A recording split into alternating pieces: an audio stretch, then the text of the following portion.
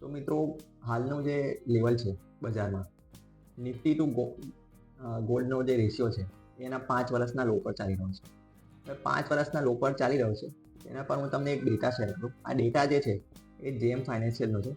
જેમ ફાઇનાન્શિયલનો જે ડેટા છે એ શું સજેસ્ટ કરે છે? તો ડેટા એવું કહેવા માંગે છે કે જ્યારે પણ આ ઘટના બની છે, નિફ્ટી ટુ ગોલ્ડનો રેશિયો જે છે એ 5 યર લો પર જ્યારે પણ ઇતિહાસમાં આવ્યો છે, ત્યારબાદના 1 થી 1.5 વર્ષના જે સમયગાળો છે તેમાં નિફ્ટીએ બહુ જબરજસ્ત તેજી બતાવી છે. જબરજસ્ત એટલે 100%ની ઉપરની તેજી બતાવી છે.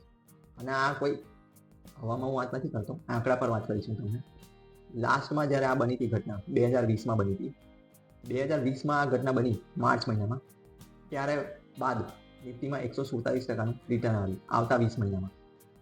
એ પહેલાં 2009 માર્ચ મહિનામાં પણ સેમ ઘટના બની હતી. ત્યારબાદના 21 મહિનામાં નિફ્ટીએ 125%નું રિટર્ન આપ્યું. ત્યારબાદ 2011માં આ ઘટના બની હતી. તેના આવતા 24 મહિનામાં નિફ્ટીએ 93%નું રિટર્ન આપ્યું. તો ઇતિહાસમાં જ્યારે પણ નિફ્ટી ગોલ્ડને અંડર પરફોર્મ કરતું થાય છે અને એના 5 યર લો પર ચાલે છે, ત્યારે નિફ્ટી એના અમુક પીરિયડ બાદ બહુ ખતરનાક રિટર્ન આપે છે. અને એ રિટર્ન તમારે કેપ્ચર કરવું હોય તો તમારે શું કરવું જોઈએ તેના પર હું તમને થોડી માહિતી આપું. તો મિત્રો, હાલમાં જે ચાલી રહ્યું છે, ગોલ્ડમાં જે મુવમેન્ટ આવી છે એને કારણે તમે પણ એવું વિચારતા હશો કે તમે તમારા પોર્ટફોલિયોના જે શેર છે એને વેચીને ગોલ્ડ લઈ લઈએ કે ETF બાય કરી લઈએ. તો મિત્રો, જે મેં તમને કહ્યું, ઇતિહાસમાં દર વખતે જે ઘટના બની છે તે રિપીટ તો થતી નથી, પરંતુ આપણે માનીએ કે ચલો 100% રિટર્ન ના આવે, પણ એટલીસ્ટ અહીંથી 50% રિટર્ન પણ આવે તો પણ નિફ્ટી 36,000 37,000ની ઉપર હોય. કારણ કે બજાર આજે 25,115 પર છે.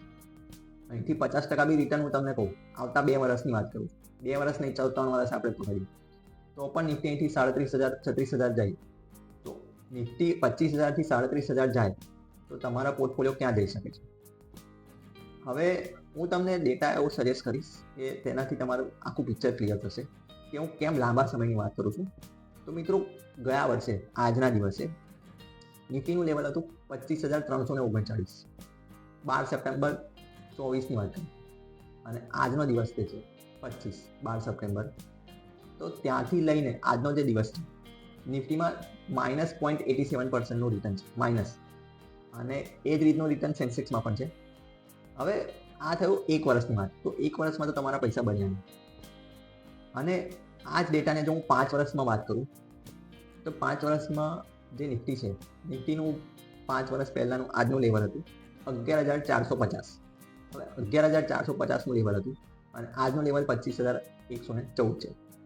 તો નિફ્ટીએ ત્યાંથી 119%નું રિટર્ન આપ્યું છે.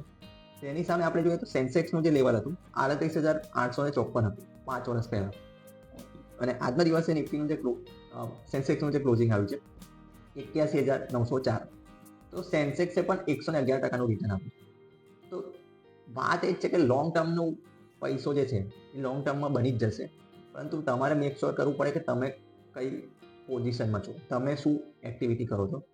તમે શોર્ટ ટર્મ પ્લેયર છો, લોંગ ટર્મ પ્લેયર છો, પણ જો તમે બજારના રેટને બીટ ના કરી શકતા હો તો પછી તમારે ડાયરેક્ટ ઇક્વિટીમાં થોડું તમારે પ્લાનિંગ કરીને કામ કરવું પડે. અને જો તમે આટલું રિટર્ન ના બનાવી શકતા હો જેટલું નિફ્ટીએ બનાવ્યું છેલ્લા 5 વર્ષથી, તો પછી મિત્રો તમારે કોઈક અલગ રસ્તો અપનાવવો જોઈએ. અન્યથા તમારે પ્રોપર ફાઇનાન્શિયલ એડવાઇઝરનો એપ્રોચ કરવો જોઈએ. હવે ફાઇનાન્શિયલ એડવાઇઝરનો એપ્રોચ કરવાથી એવું નહીં થાય કે નિફ્ટી જેટલું રિટર્ન આપે છે એનાથી ડબલ રિટર્ન બની જશે કે કંઈક એક્સ્ટ્રા ઓર્ડિનરી રિટર્ન બની જશે. ફાઇનાન્શિયલ એડવાઇઝર તમને એ ગાઈડ કરશે કે તમારે કઈ એક્શન નથી લેવી, તમારે શું નથી કરવાનું. આ વાત હું દર એપિસોડમાં કહું છું